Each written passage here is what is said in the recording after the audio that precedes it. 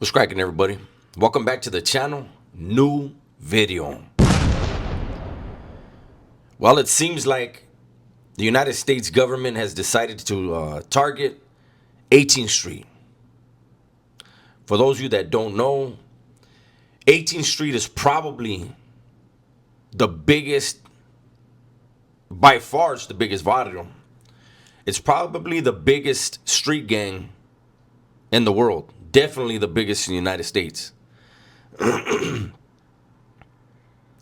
It's estimated that there are over 100,000 members of 18th Street. They're in at least 3 countries and at least 12 states in the United States. The feds have just hit 18th Street with a federal RICO. They're targeting certain members. They're targeting certain areas that are under the control of 18th Street. And I get that if the police, if the feds identify criminality, they're going to go after criminality. And all the criminals involved, they understand that. It's a cat and mouse game. All the players involved know what they're doing, and they do what they do. But my thing is this. 18th Street has been around for a very long time.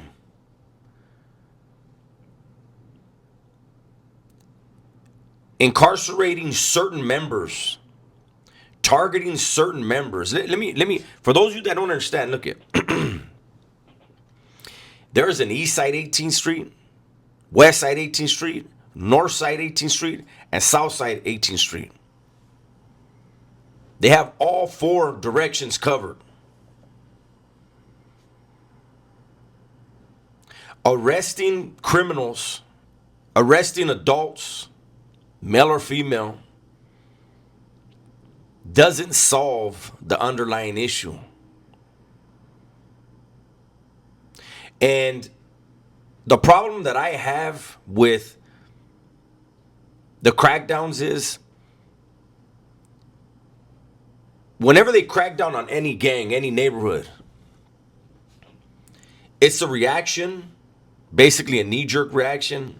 And I don't know if I should really say knee-jerk, because the feds, when they do stuff like this, they've been building this case for a long time. And I'm not going to get into the particulars and the specifics. What I want to get at is the underlying issues.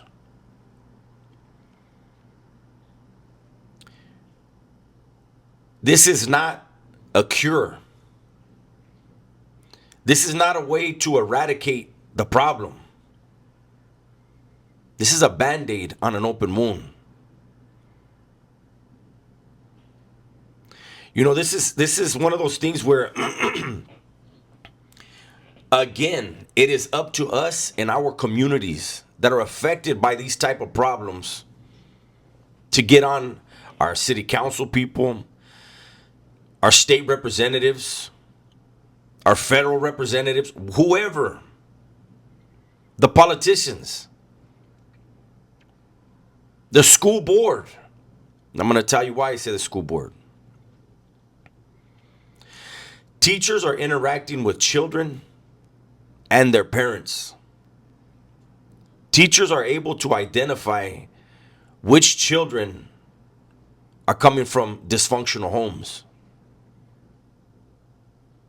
And while the school can't fix the problem at home, the school can provide counseling. Do something so that these children feel that they're valued, that they're cared about. We can't keep doing the same thing and expecting a different result.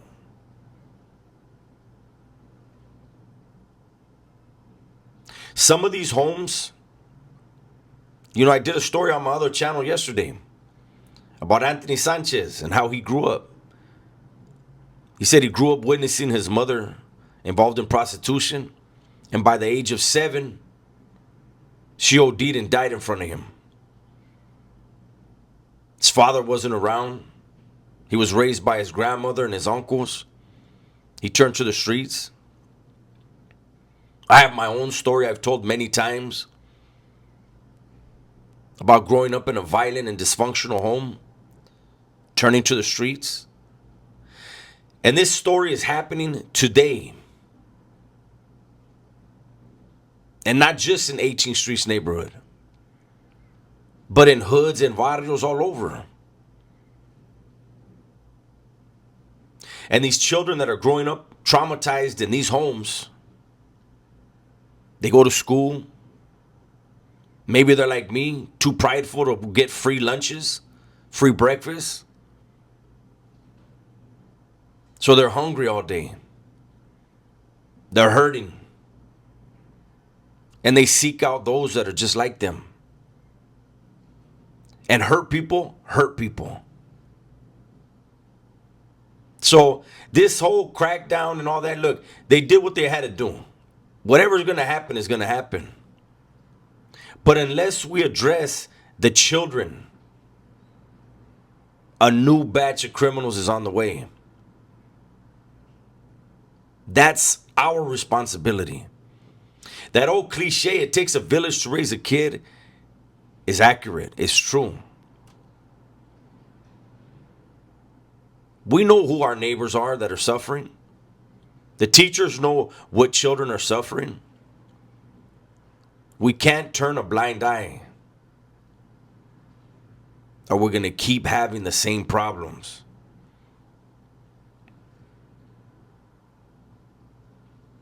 This indictment is going to cost a lot of money. It's going to incarcerate people. But it's not going to change anything if we keep doing the same thing.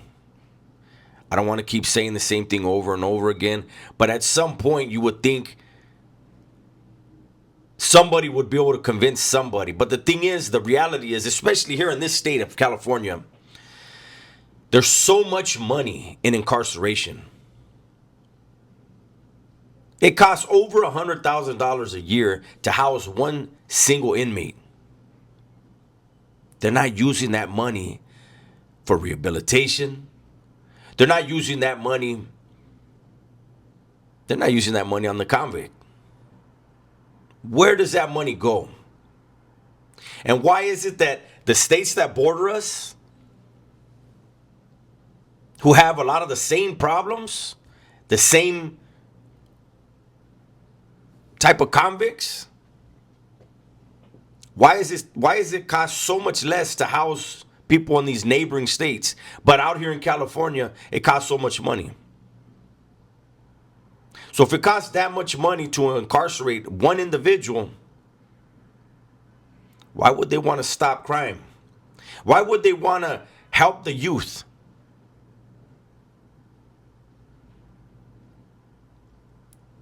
That's their future right there. That's job security. We got to do better, people. That's my video for today. Hopefully you guys enjoyed it. Everybody, please be safe, be smart, and tell the ones you love that you love them, man. I'm out of here.